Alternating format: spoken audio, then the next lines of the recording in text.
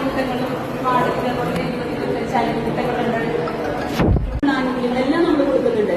ഗ്രാമസഭ വഴി കൊടുക്കുന്ന ഒരു ആനുകൂല്യം നമ്മൾ ഒരു തരത്തിലും മാറ്റിമറിച്ചുകൊണ്ടല്ല. കാരണം അത് അർഹതപ്പെട്ട വ്യക്തികളാരാണ് അവർക്കാണ് നമ്മൾ അതിലൊരു രാഷ്ട്രീയം നമ്മൾ നോക്കാറില്ല. അപ്പൊ അതായിരിക്കണം ഭരണം. ഇപ്പോ രാഷ്ട്രീയക്കാരൊക്കെ രാഷ്ട്രം വെച്ചെടുത്താലും അർഹതയില്ലാത്ത ആളോ അല്ലെങ്കിൽ അവരുടെ പാർട്ടിപ്പെട്ട ആൾക്ക് കൊടുത്തിട്ടില്ല, അത്രയും കൊടുത്തിട്ടില്ല എന്നൊരാൾക്കും 10 വർഷം കൊണ്ട് പറയാൻ സാധിക്കില്ല. അതുപോലെ നമ്മൾ ചെയ്തിട്ടുണ്ട്. അതിൽ നമ്മൾ ഒരാളെ മാറ്റി നിർത്തിയിട്ടില്ല, മാറ്റി നിർത്താൻ പാടില്ല. അത് തന്നെയാണ് പാർട്ടിയുടെ ലക്ഷ്യം, പാർട്ടിയുടെ നിർദ്ദേശം. അതാണ് ആരാണോ അർഹതപ്പെട്ടത് അവർക്ക് കൊടുക്കണം.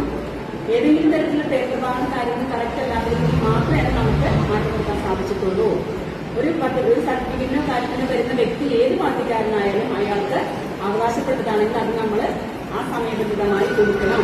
അതൊക്കെ തന്നെയാണ് നമുക്ക് തന്ന നിർദ്ദേശം. ആ നിർദ്ദേശം ഇന്നും നമ്മൾ നിറവേറ്റിക്കൊണ്ട് പോകുന്നതുകൊണ്ട് നമുക്ക് ഏതൊരു ആക്ഷേപങ്ങളും ഇല്ലാതെ നമുക്ക് നല്ല രീതിയിൽ ഭരണം മുന്നോട്ട് കൊണ്ടുപോകാൻ സാധിക്കുന്നുണ്ട്. ജനങ്ങളുടെ സപ്പോർട്ട് നല്ല രീതിയിൽ നമ്മളോടൊപ്പം ഉണ്ട്.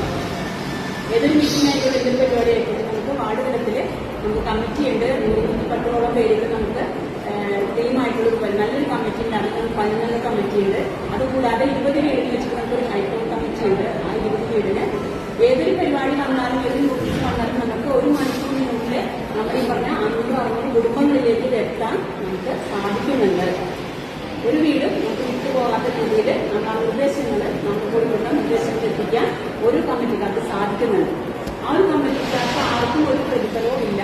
അവര് പാർട്ടിയെ സ്നേഹിക്കുന്നു. അതോടൊപ്പം അവർക്ക് ഒരാൾക്ക് ഒരു കാര്യം ചെയ്തു കൊടുക്കാൻ മക്കൾ ചെയ്തു കൊടുക്കാൻ ഒപ്പം ഉള്ളതുകൊണ്ട് ചെയ്തു കൊടുക്കാൻ സാധിക്കുന്നുണ്ട്. അവർ വർഷം കൊണ്ട് എല്ലാ കാര്യങ്ങളും എത്ര ജോലി തിരക്കാണെങ്കിലും എല്ലാ പരിപാടികളും എല്ലാവരും പങ്കെടുക്കാനും ശ്രമിക്കാറുണ്ട്.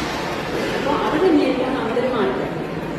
അല്ലെങ്കിൽ ആ ജയിക്കുന്ന ജനപ്രതിനിധി അവരുടെ കുടുംബവും അവരുടെ കുറച്ച് ആളുകളും മാത്രമായിരിക്കും ആ 5 വർഷം കഴിയുമ്പോൾ നന്നായി പോകുന്നത്. അല്ലാത്ത കുടുംബങ്ങളും റോഡുകളും പദ്ധതികളും അവിടെ തന്നെ ആ രീതിയിൽ തന്നെ അവിടെ കിടക്കും.